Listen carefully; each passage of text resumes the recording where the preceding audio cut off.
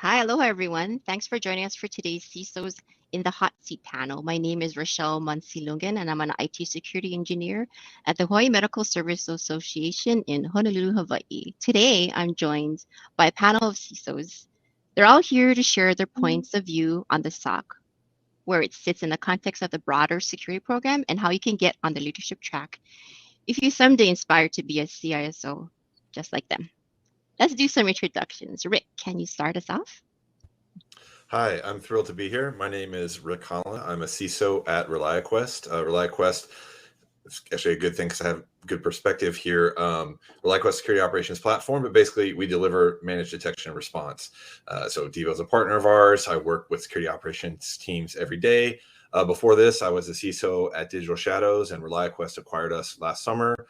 Prior to that, I was a Forrester research analyst, and I covered all the thready related things. So IR, vulnerability management, threat intelligence, that sort of stuff. And then like some of my colleagues here, I have a background in the military and higher education as well. So thrilled to be here. Thank you. Anyone can just go next.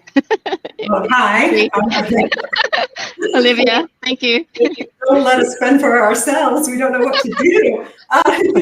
I'm Olivia Meis. I have been in security for a very long time, about 21 years. Came up through the ranks on the consulting side, and then went in-house and became a CISO a few times, most notably MailChimp and Amplitude. Got really burned out, which I know is something that you all in the Security Operations Center feel regularly. So I'm there with you. Got very burned out, and then went out and started my own fractional CISO consulting company for Fortune 1000 organizations, which thankfully is going really well, and it's a lot less stressful. So I'm really enjoying it. Great to be here. Michael? Yeah, Michael Meis. I'm the Associate CISO for the University of Kansas Health System. I've been in some type of security for about 13 years now. I spent about 5 years both working and leading a SOC in the federal government space, where I spent a lot of my formative years. And then I spent a couple of years at H&R Block in a GRC-centric role before I joined the health system about 2 years ago. And just like Rick, pretty excited to be here. There's a special place in my heart for incident response. So this is one of my favorite events of the year. Okay, last but not least, Carraig. Hey. Yeah, likewise, happy to be here. Been hanging out with the Devo crowd for a while now. Really enjoy the people that you guys bring together, and that you're really celebrating probably the most important frontline workers when it comes to cybersecurity. I lead cybersecurity for Avnet, a very large supply chain company that specializes in electronics. This is my fourth program, having worked previously in government with the USDA, also H&R Block, as well as Wave Financial, a startup out of Toronto. So looking forward to having a great discussion today about what this looks like. Hey, is everyone ready? So I have a lot of questions for you folks. All right. Nobody told me we'd be answering questions. we're CISOs. We don't answer questions. All right. Well, now I'm sure many of those watching here today want to know, what's your point of view on the SOC Analyst sit in the context of the broader security program? What do you guys think? Any points of view you guys want to add on that question? I think Carraig kind of nailed it. Like the frontline, I like the frontline worker analogy. Like SOC analysts are in the trenches, doing the grind, working the shifts. Right. I mean, I think they're the foundation of a security operations program and the larger functional area that rolls up to the CISO. I mean, if you think about a security program, there's so many different functions that fall under it, whether it's policies and GRC when it comes to compliance and policy side of things, whether it's engineering. But ultimately, the most important thing that we're doing, most would say, is protecting the company and from the bad guy. And so in order to protect them, we have to be able to respond when we identify that there's a problem. So it doesn't really matter how good your security program is. If you can't respond, what's the point? So. Yeah, that's kind of how I view it as well.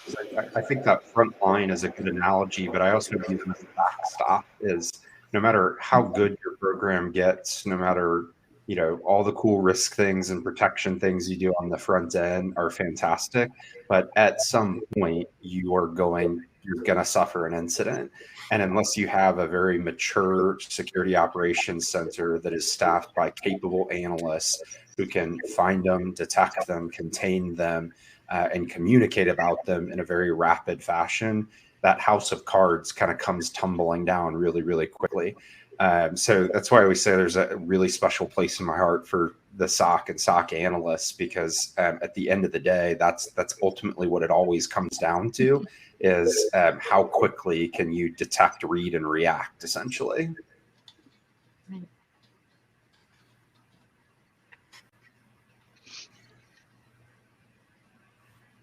Sorry. Oh, should I say something? Okay. I'm sorry. So I didn't realize. I'm sorry. That's on me. I agree with everything everyone said. In a nutshell, the SOC analysts and the SOC, it's the heartbeat of your security program. And try getting by without a heartbeat. It's pretty tough. Yeah, I agree. All right. So, well, according to the recent Pulse survey conducted by Devo, 76% of the IT security professionals agreed that their IT leadership would not last one full day dealing with a number of alerts they manage. So basically, you guys can't cut it. I know it requires a lot of rigor and hours sitting. I do a lot of log monitoring, and yeah, that kills half of my day. Anyway, so how can CISOs improve their understanding of the pain points their SOC team faces on a day-to-day basis? Well, I would. Yeah, I probably couldn't cut it. That's probably true. I might last more than one day, though. Come on. But I think that where we actually share traits is that there are a lot of things coming at both of our roles. CISOs have a lot of things flying at us, so do SOC analysts. However, that being said, SOC analysts do a lot of tasks that are critical to an organization's well-being and even survival, but they don't necessarily get the credit for it. And that's the shame here, where they really should get more credit for it. So what I'll be honest, I've never worked in a SOC. Of course, I've been in many, I've seen them. I know a lot of SOC analysts and so on, but I've never actually worked in a SOC. And yeah, probably true. I probably couldn't last more than one day. So, I mean, to use, go ahead. Go ahead, Carraig. To use an analogy, given that we have two people on this call who like really terrible team in the Patriots, right? If our role as CISO is to be the coach essentially for the team, right? Like my job isn't to go and do your job. My job isn't to go and be the best engineer, the best analyst, but my job is to understand what they're going through well enough to be able to provide the top cover to empower them to do their jobs well, and ultimately to allow our organization to go and win that pseudo cyber Super Bowl, right? So from that perspective, like for me personally, I have skip levels with every single person on the team. Not as often as I would like, right? I have to spread them out a little bit as the team grows. But the point is I want to hear it directly from them. Okay, what are you struggling with? How can we help? How can we empower you? Because you're right. I mean, Olivia made a great point. That's a really thankless job sometimes. You don't really get days off. You're always on call. So how can we help make that a little bit easier so that ultimately we win as a team? Mm-hmm. Just to build onto that, I don't know if people have seen the show Undercover Boss, but I feel like CISOs should be the undercover boss for all the functional roles that roll up to us, so that you have operational sympathy. Maybe you don't have empathy because you've not done the role before, but at least you know what's happening in the trenches, and gives you an opportunity, especially for SOC analysts, to try to reduce the kind of high time, low brain activities, like getting new, automation capabilities. If the SOC analysts are grinding so much, can we programmatically help solve this? But I think if you're not in the trenches from time to time. I really like the skip level idea. I think that's a good one. It is challenging when you scale, but if you can pop in and be the undercover boss, I think that'll give you some ground truth on what's really happening in the org, and then help you enable those folks in the SOC to be successful. Yeah, and I think to an extent I agree. I definitely agree with Carraig's point, is that I think most people probably couldn't do a completely different job and be successful at it. I think we tend to lump CISOs and SOC analysts together because they're both security roles, but I don't think they could be two different, any more different positions. The completely different skill sets, completely different needs, completely different focuses, and that I think it would show if you stuck a CISO into a SOC analyst role. I know me personally that my skill sets as an analyst are long gone. But then and I think we've talked a good amount about how CISOs can start to address that with things like skip levels. I spend a lot of my time trying to really understand the problems everyone on my team is dealing with, especially the SOC analysts, so that I can help provide that top cover. But what I would also challenge the SOC analysts to do is make sure you're communicating up and really help your CISO to understand those problems. We kind of alluded to it earlier that incident response is one piece of the security puzzle, and the CISO has to touch all of those different pieces of the puzzle. And so we're human, we lose track of them. And so it's important that we hear from each of those analysts for them to be able to tell us, hey, this is a problem I'm dealing with, whether that's sprawl across multiple different platforms, whether that's poorly tuned platforms that are delivering a lot of false positives, whether it's poor processes that are making it difficult to find who to even reach out to when an incident occurs. Like, let us know about those, because we have connections across the organization as part of our role where we can help solve some of those. And so I cannot count the number of times where, I'll go talk to somebody and they say, well, I'm not sure if I should tell you this, but here's this problem I've been dealing with for, 6 months. And it's just a super pain. I said, well, why didn't you tell me before? I didn't know if it was big enough for you to be worried about it. And I said, I could have solved that for you in 5 minutes by going and talking to this person. And so it really talks about that two-way street of we need to do a better job as CISOs of reaching out to our SOC analysts to ask what their problems are. But we can only we can only solve problems that we know about. And so I always encourage SOC analysts to have a really, really nice open conversation with your CISO when you get the opportunity, and in whatever medium is in your organization, to make sure that they know what problems you're dealing with so that we can help. I agree. And just the points that you're bringing up. So I was just thinking about communication. So like for my case, I'm very vocal when it comes to my team, and we have meetings with our CISO like once a month, and also our manager. But I have some team members that don't like to speak up, like how you were saying. So how do you help that? Like, so I guess we can go into my next questions. Like, what do you wish SOC analysts knew about your role? Like, a lot of people don't really like to communicate. I guess they don't have that, that skill set. They're all just in front of the computer. But I'm the total opposite. So what would you guys say about that? Well, I would say this is not to have some sort of pity party for CISOs and go, oh, boo-hoo, poor CISOs. I'm not trying to go in that direction at all. There's a stigma attached to CISOs and people who are leaders, where they're in these ivory towers and you can't approach them. And I'm very involved with young entry-level talent in the industry, and the vast majority are just saying, I could never reach out to a senior leader or a CISO, never. And to be honest, the vast majority of CISOs, and I've been around for a very long time, the vast majority are really good people. We're completely stressed out.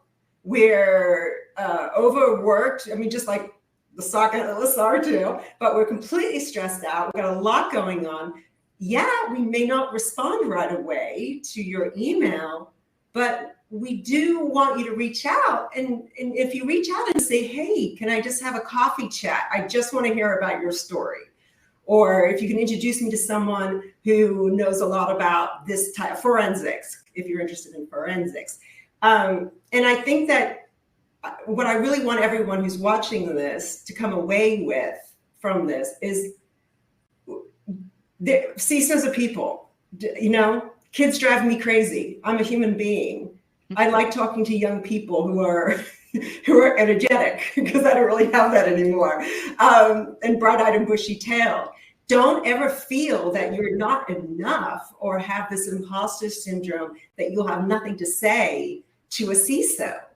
CISOs are human beings and want to hear from you. And so don't believe that reputation, that stigma that comes with, oh, they're at the top of the security food chain, and so, you know, they're up here, I can't talk to them. That's completely BS. I really like what you're saying on that, Olivia. The other thing that we do on our team is we have this rule called equal opportunity ideas, right? In the sense that the ideas from the team are evaluated on the merit of the idea, not on who presents it, but everybody is required to present ideas. So that's not really an optional thing. But what's nice from that is when people realize that we actually mean it, that we actually do want ideas from everybody, then it tends to, you know, you're always going to have people that speak up, but those who don't, a lot of times it's because, going kind of to your point, Olivia, they see CISOs as something special versus just a different role on the team, right? We're all teammates. I'm not better than anybody on my team. I can't do their job. That's proof, right? We just play different roles, and it's really important to get that message across, whichever way works best for you and your org. I agree. And if you have a CISO who's parading around thinking that they're better than everybody else, I'm telling you, their days are numbered. Go find a new job. You're nothing without your team. You're nothing without your team. If you don't have your team behind you, you're a dead duck. Well, I'd also add to that too. So CISOs sit at kind of a bridge between security and the rest of the organization. That is a huge component of our role. And so a lot of the decisions that we make are a balance of a variety of different perspectives all at the same time. And so sometimes when you're sitting in a kind of more pure security role, like a SOC analyst, some of the decisions that you see from a CISO may not make sense right away. And so what I always tell people is, if it doesn't make sense, ask why. 90% of the time, we are happy to explain our thought process and our perspective, and really bring more light around why we're doing the things that we're doing. I remember when I was in a SOC, like, there is nothing more frustrating than having to do something you think is stupid and makes no sense. And it can sometimes feel like that when you're balancing risk acceptance and balancing business objectives and strategic objectives, et cetera. And if you don't understand those, it feels like you're doing something pointless or something counterintuitive. And so what I always tell everybody on my team is, if we're doing something you disagree with or you don't understand, ask why. And I'm not saying you're going to agree with my thought process once I explain it to you, but you will then understand why we're doing what we're doing. And in some cases, when I explain it and they start poking holes in my logic, we end up changing course. And so we ultimately end up in a better scenario. But at the worst that can happen is that you, at the end of the day, understand better why we're doing what we're doing, which makes the work feel less pointless and feel more aligned to the overall mission that we're doing.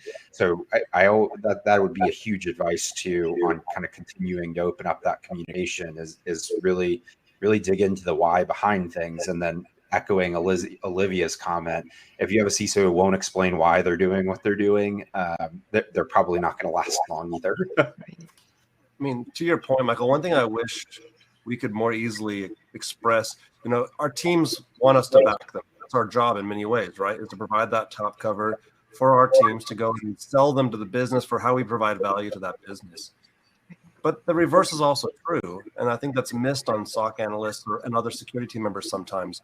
We're the bridge, as Michael said. So part of our job is also to come back to the team and explain why the business priorities are what they are, so that we can kind of try to navigate that fine line in between, where we're both empowering our team, but also empowering the business without sacrificing much on either side. It's a delicate balance that we have to walk in that bridge role. Rick, do you have anything to add? Or No, I think everybody's kind of summed it up quite well. I would agree with all the points there. Okay. So if SOC analysts someday aspire to be a CISO, I know that's one of my goals to do when I got into this career. What skills should they focus on developing, and how can they get on the leadership track? So like for my background, when I was a student, my internships were all with like 3 different CISOs on Oahu for the state and for the government. So I had a different, I guess, perspective on things. I see a bigger picture as opposed to others that just had like, like the regular help desk kind of thing. So when I got my job, I specifically told my recruiter, I want a IT security position because I know my bigger goal is that I want to someday be a CISO. And I get a lot of people saying like, yeah, right, how are you going to do that? You're going to start from the bottom. But, I believe that I can. So how can you guys help people like myself, focus on developing skills and all that? Well, I think maybe I'll kick us off. I think people skills is one of the most important roles for a CISO because we're constantly negotiating, reading the room, understanding other people's priorities and objectives. Now, obviously, I could say that very easily, and it may not be the most, a lot of this you gain from experience. So I think talking to, and this doesn't have to be CISOs, right? Talking to the chain of command, if you will, and understanding how they interact, I think is really, really important. Another skill I think is invaluable in CISO is understanding how your business works. So if you want to go on the CISO track and you're in your company, how does your company generate revenue? What's the mission? Can you talk to people outside of the security organization and understand how they operate? Because ultimately that's your partner. That's who you're going to work with and try to understand the risks of what they're doing. So a lot of it is maybe, and people do this more easily than others. I'm actually kind of an introverted person, so I have to push myself to kind of have outbound conversations. Now I've been able to do it now quite well, but I think talking to as many people, understanding their goals and initiatives, and then ultimately the desire is going to be how can I support those goals and initiatives. But people skills are just critical. Technical skills are good, but people skills are critical in a CISO role.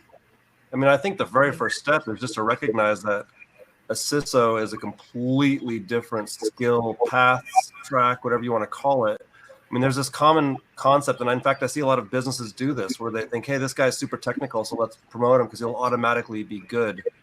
And I don't think there's a faster recipe for disaster. It's just a different skill set completely. And so recognizing that it's a different skill set and kind of baselining yourself there will allow you to go and start building that. Because you have to work at it just like you have to work at being a great SOC analyst, right? You go and you study, you learn how to be a great SOC analyst, you learn your technical skills, the tools, how to do your research, how to do your threat hunting, how to build a good, solid incident.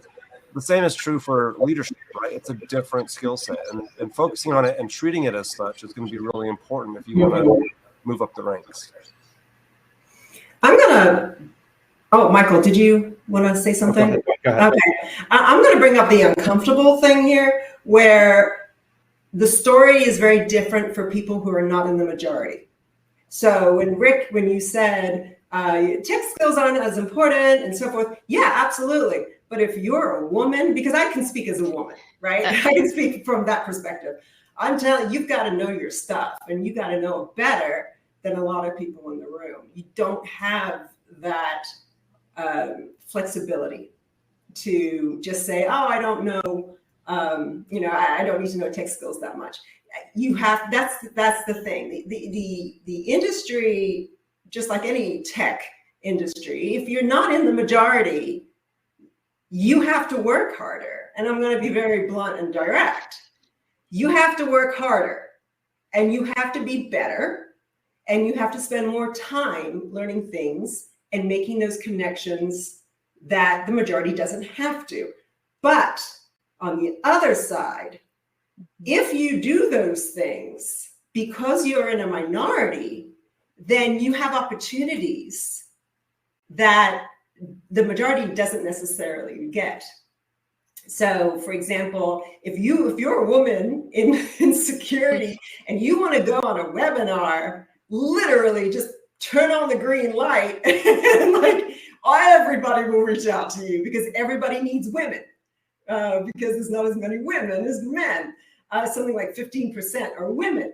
The other thing that is a really beautiful thing that comes out of being a minority is that you tend to find your community, and that's why it's so critical to find that community. Find your community, your support community, but don't segregate yourself from the majority. That's also a mistake that many young women do, is that they join just women associations in security, but they don't join the general ones. And you're segmenting yourself. So you have to play, what I call say, you have to be able to play with the big boys. You have to be able to play with the guys to become a CISO. You do. You have to learn, because it's very male dominated. It's very majority dominated. It's not a bad thing. It's just a fact of life. So if you are in a minority, I'll wrap up by saying this. I'll get off my soapbox. If you are in a minority, there's certain things you have to do to prove yourself more. You have to work harder. But there's a lot of riches once you reach that top role, because you can actually influence and pull up others behind you, but you see a lot of women in senior leadership roles doing that actively. So that's really the spiels, that it's not a very simple answer to say, what can a security analyst do to become a CISO? It varies on who you are and what your situation is.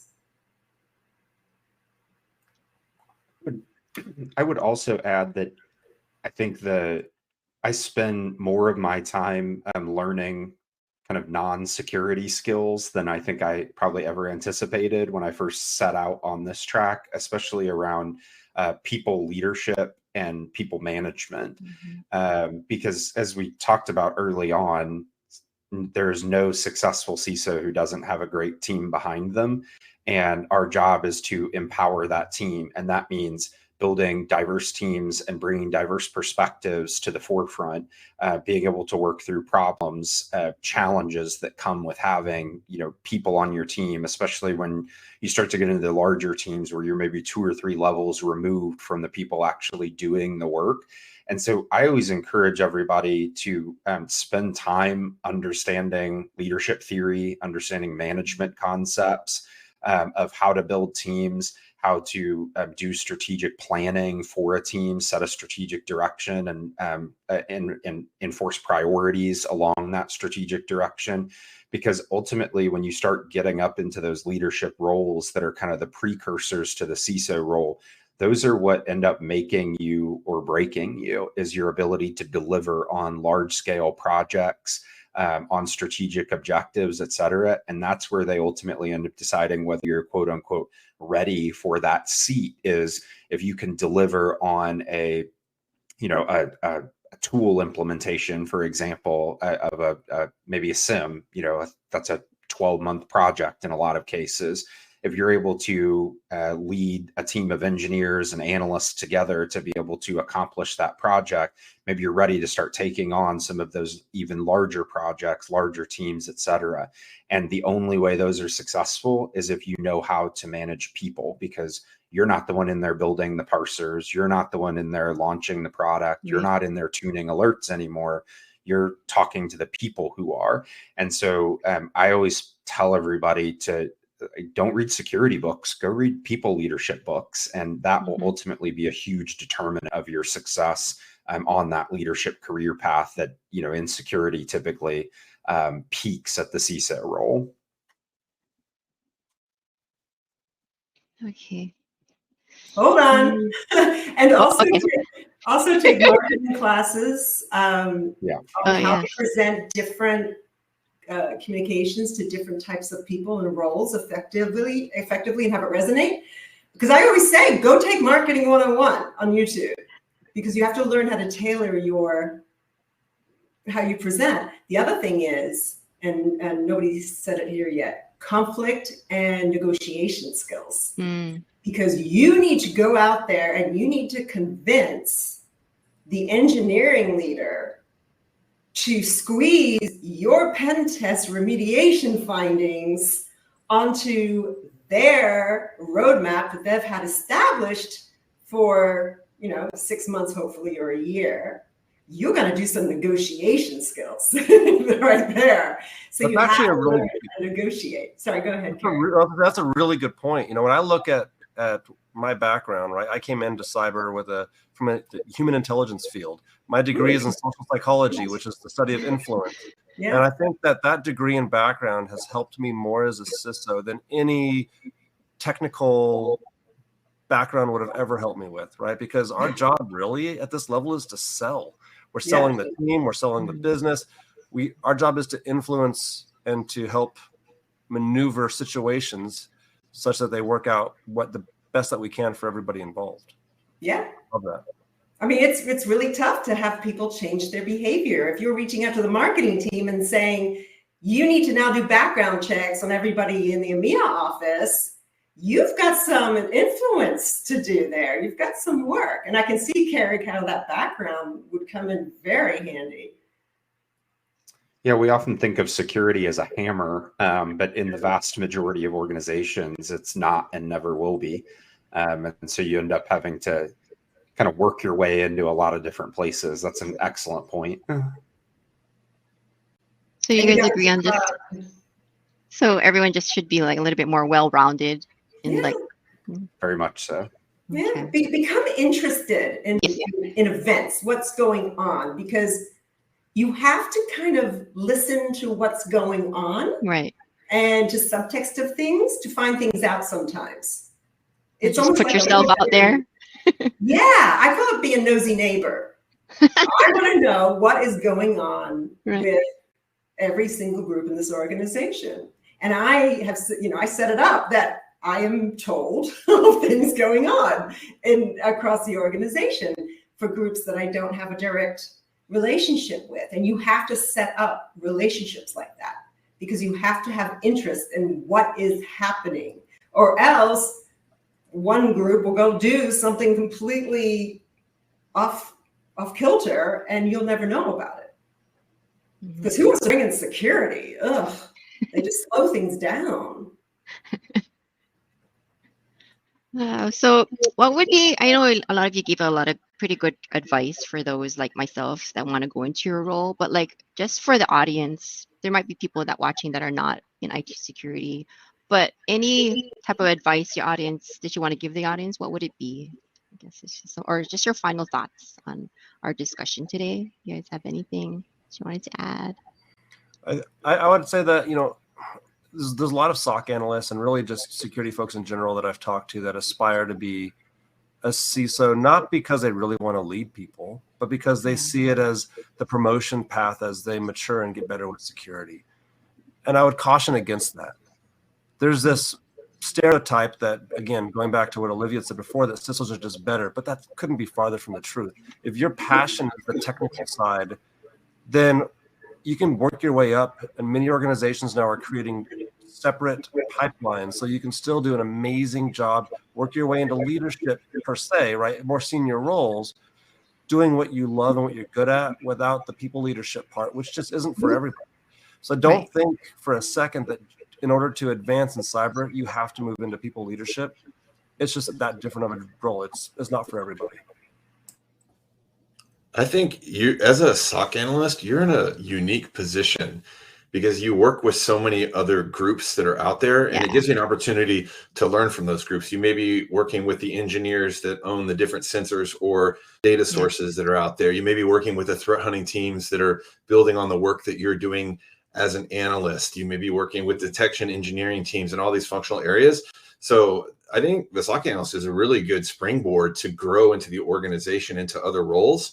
And it kind of feeds back to things that others have said, and I've said on this as well, is like, learn, talk to all these people, understand what their roles are. You might find that you don't want to be a CISO, you want to be a threat hunter, or you're going to use a skill to parlay, this experience into a leadership role over the SOC. And then you're going to grow and you're going to do that sort of thing. So you're in a really, really good position to take advantage of all these different functional areas in the CISO's organization, to learn what they do, to learn how you fit into that role, and then grow from there.